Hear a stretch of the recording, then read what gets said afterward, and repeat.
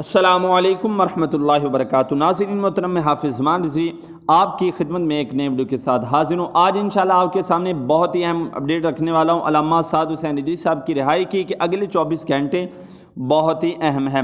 آپ کو بتاتا چلا جاؤں کہ علامہ سعد حسین رضوی صاحب کی جو نظر بندی ہے وہ ATA کے ایکٹ 11E کے مطابق غیر آئینی ہے۔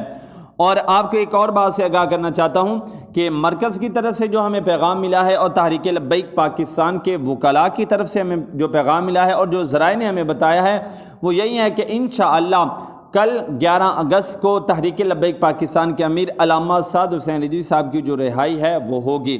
اور آپ کو بتاتا چلا جاؤں کہ لاہور ہائی کورٹ کے اندر آپ کا جو ہے کیس کا فیصلہ ہوگا، اور اس بار جو ہے وہ لاہور ہائی کورٹ کے ایک دوسرے فاضل جج کیس کی سماعت کریں گے، ایک نیا بینچ لگے گا۔ وکلاء نے ہمیں یہی بتایا کہ لاہور ہائی کورٹ نے پہلے علامہ سعد حسین رضوی صاحب کی رہائی کا جو ہے آرڈر جاری کر دیا تھا، اور اس بار بھی قوی امکانات بھی یہی ہیں کہ علامہ سعد حسین رضوی صاحب کی جو رہائی ہے وہ کل 11 اگست کو ہوگی۔